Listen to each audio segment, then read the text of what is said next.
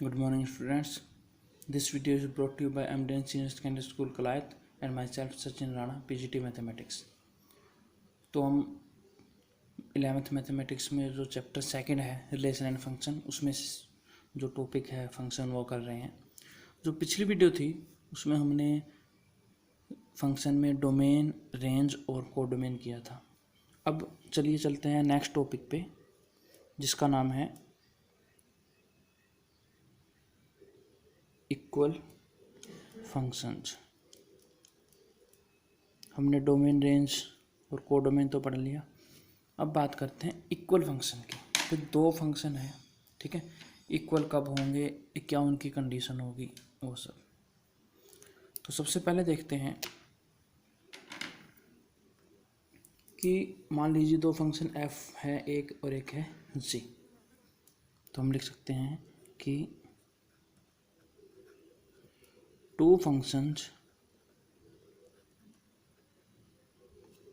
f and g are said to be equal if and only if first condition. देखिए, जब दो function equal होते हैं ना, तो एक चीज़ ध्यान रखो, उनकी डोमेन भी सेम होगी, उनकी रेंज भी सेम होगी और उनकी जो कोडोमेन है वो भी क्या होती है, सेम होती है। ठीक है, मतलब डोमेन, कोडोमेन, ठीक है, और f x is equal to g x होगा दोनों। ठीक है, तो हम लिख सकते हैं फर्स्ट कंडीशन में क्या हो जाएगा, if and only if domain of function f is equal to domain of function g. पहली कंडीशन तो ये हो गई, ठीक। सेकंड कंडीशन देखिए, सेकंड में क्या होगा, जो कोडोमेन है, codomain of f that should be equal to codomain of g. Domain भी सेम होंगी और दूसरा उनकी जो कोडोमेन है वो भी क्या होगी, सेम होगी। और थर्ड कंडीशन है जो, उसमें है कि f x is equal to g x for every x belonging to their common domain. मतलब अगर आप x की वैल्यू सेम रखें, ठीक है, कोई भी डोमेन में से अगर आप कोई वैल्यू लें, तो फंक्शन f की वैल्यू उस वैल्यू पे और g की वैल्यू उस वैल्यू पे, दोनों क्या होनी चाहिए, सेम होनी चाहिए। ठीक है, अगर ये इक्वल होंगे फंक्शन तो हम लिख सकते हैं f इज इक्वल टू जी। इसमें आपको ब्रैकेट में x लिखने की जरूरत नहीं है, जो कि हम रिप्रेजेंट करते थे एफ एक्स या जी एक्स। डायरेक्ट लिखें f इज इक्वल टू जी। ठीक, तो ध्यान दीजिए, तीन कंडीशन आप याद रखिए इक्वल फंक्शन की। अगर फंक्शन इक्वल है तो आपको डोमेन इक्वल करनी पड़ेगी, कोडोमेन, और एफ एक्स और जी एक्स की वैल्यू क्या होनी चाहिए, सेम होनी चाहिए। ठीक है, अब ज़रा एक क्वेश्चन देख लेते हैं। एक क्वेश्चन है, आपसे पूछा जाए अगर कि find the domain for which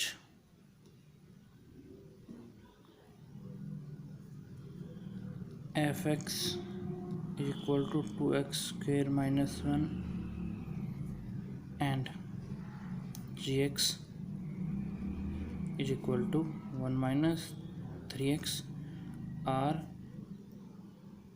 equal. मान लीजिए क्वेश्चन आ जाए कि डोमेन बताइए जिस पे दोनों फंक्शन क्या है, इक्वल है।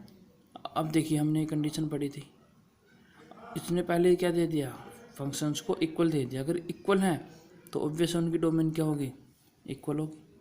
ठीक है, कोडोमेन भी इक्वल होगी और एफ एक्स किसके इक्वल होगा, जी एक्स के। ठीक है, तो यहाँ पे हमने क्योंकि एफ एक्स और जी एक्स दे रखा है तो हम ये वाली कंडीशन लगाएंगे। ठीक, तो सॉल्यूशन देख लेते हैं एक बार इसका। हमें वो एक्स की वैल्यू निकालनी है। ठीक है, जो इसमें एक्स की वैल्यू होती है वो होती है डोमेन, और जो एफ एक्स और जी एक्स की वैल्यू होती है वो क्या होती है, इसकी रेंज। तो हमें एक्स की वैल्यू निकालनी है जिस पे ये दोनों फंक्शन क्या हो, इक्वल हो, मतलब कि दोनों एफ एक्स इक्वल टू किसके हो जाए, जी एक्स के हो जाए। तो हम लिख सकते हैं the value of x for which f x and g x are equal are given by, जिस पे दोनों इक्वल होंगे वो वैल्यूज़ है। ठीक है, वो हम कैसे निकालेंगे, f x is equal to g x. भैया इक्वल है, हमें प्रूव थोड़ी करना है कि इक्वल है, हमें तो दे रखे हैं इक्वल, हमें तो डोमेन निकालने, तो हमने इक्वल रख दिया दोनों को। अब देखिए एफ एक्स की वैल्यू पुट कर दीजिए, कितनी आएगी, 2x² - 1 that will equal to g x that is 1 - 3x। ठीक, अब इसको सॉल्व करेंगे, 2x², ये माइनस से इधर जाके प्लस का हो गया, और इसको भी इधर ले आइए तो ये माइनस का 2 हो गया इक्वल टू 0। ठीक है, तो इसके हम फैक्टर करेंगे। ठीक है, तो जो फैक्टर करेंगे कितना आएगा, सोल्व करने के बाद x + 2 into 2x - 1 is equal to 0। ठीक है, मैं एक बार इसको कर देता हूँ सोल्व। देखिए 2x², आप 3x को लिखेंगे 4x minus x - 2 is equal to 0। ठीक, उसके बाद यहाँ पे 2x² है प्लस 4x, यहाँ से 2x कॉमन आ जाएगा। ठीक है, 2x कॉमन आया, कितना बचा, x प्लस यहाँ क्या बचा 2, और यहाँ पे माइनस का 1 कॉमन आया, x + 2, और उसके बाद x + 2 into 2x - 1 is equal to 0। तो यहाँ से देखिए, अगर मैं बारी बारी से एक बार x + 2 को रखूँ 0 के इक्वल, तो x की वैल्यू आ गई -2, और यहाँ से 2x - 1 को रखूँ 0 के इक्वल, तो 2x is equal to 1, x is equal to 1/2। ठीक है, तो हमें वो डोमेन निकालनी थी, तो हमारे पास वैल्यू आ चुकी है 1/2 और -2। तो लिखेंगे 10 f(x) and g(x) are equal on the set -2, 1/2। ठीक, तो ऐसे आपसे क्वेश्चन पूछे जा सकते हैं, इसमें आपको डोमेन निकालनी है। ठीक है, या फिर वो रेंज भी पूछ सकते हैं। ठीक, तो और थोड़ा क्वेश्चन लेते हैं।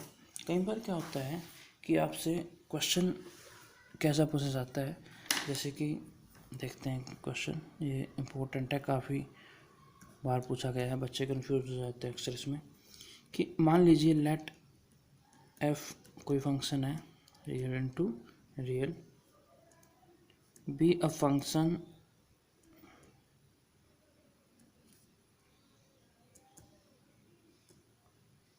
given by f(x) is equal to x² + 1। ये फंक्शन है। ठीक है, इसमें x है, जो डोमेन है वो भी रियल नंबर है, और रेंज भी क्या है, रियल नंबर है। फाइंड, आपको इसमें फाइंड क्या क्या करना है, number 1 f inverse of -5, f inverse of 26, ये इन्वर्स फंक्शन है जो कि हम कर चुके हैं। और थर्ड में पूछा गया है एफ इन्वर्स ऑफ 10 एंड 37, ऐसे मान लीजिए पूछा जाए आपसे, ठीक है। तो अब देखिए हम कैसे करेंगे ऐसे क्वेश्चनों को। देखिए सबसे पहले देखें कि आपको एफ इनवर्स -5 पूछा गया, ठीक है। इसका मतलब अगर वो F5 पूछता तो ये x की वैल्यू होती 5, ठीक है। अब हमें ये बताना है, जैसे F5 पूछा है, F5 का मतलब फंक्शन में x की जगह 5 रखने पे क्या वैल्यू आएगी।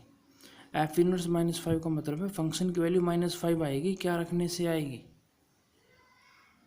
ठीक है। मतलब उसमें हम पूछते थे जो ये एफ इनवर्स -5 है that is the pre image of -5, मतलब -5 की आपको प्री इमेज बतानी है, इमेज नहीं बतानी, प्री इमेज बतानी है, ठीक है।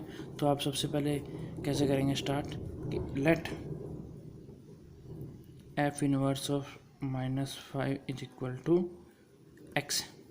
मान लीजिए एफ इनवर्स -5 किसके इक्वल है, एक्स के इक्वल है, ठीक है। अब देखिए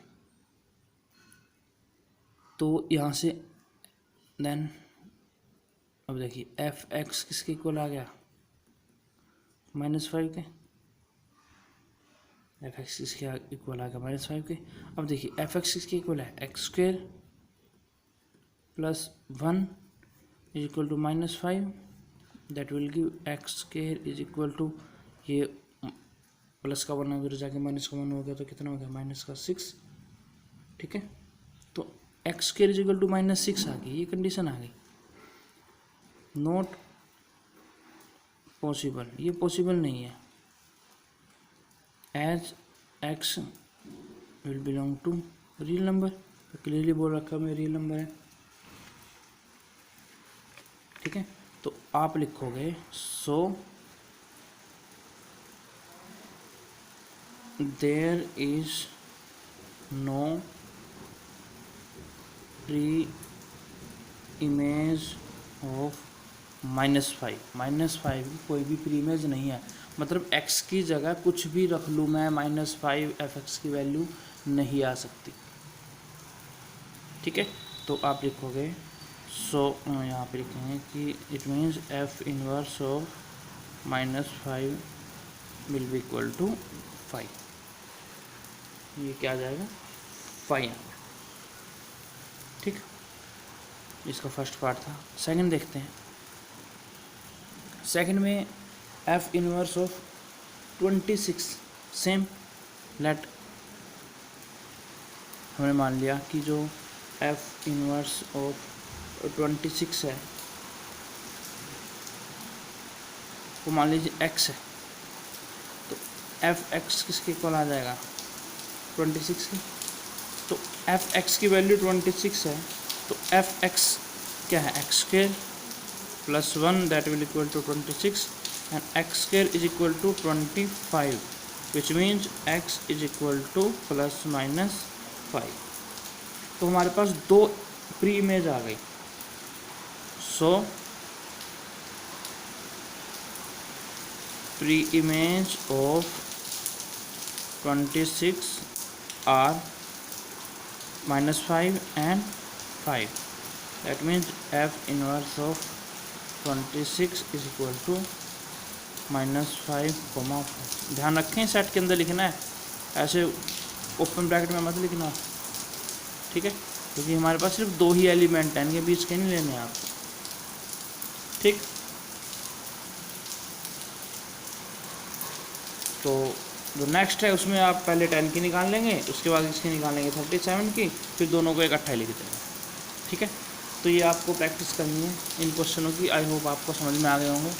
तो जो नेक्स्ट वीडियो आएगी उसमें हम फंक्शन नेक्स्ट इसमें स्टार्ट करेंगे, रियल फंक्शंस, जिसमें आप डिफरेंट टाइप के फंक्शंस पढ़ेंगे, ठीक है। पॉलिनोमियल फंक्शन, कांस्टेंट फंक्शन, ठीक, मॉडुलस फंक्शन हो गया, ग्रेटेस्ट इंटीजर फंक्शन हो गया, तो ये सारे हम फंक्शन हैं जो उनको डिस्कस करेंगे, ठीक है। तो तब तक घर पे रहें, स्वस्थ रहें, सेफ रहें, ठीक है, और प्रैक्टिस करें इनकी। कोई प्रॉब्लम हो तो आप कमेंट सेक्शन में जाके लिख सकते हैं। ठीक है, चलिए मिलते हैं फिर नेक्स्ट वीडियो में। Thank you very much.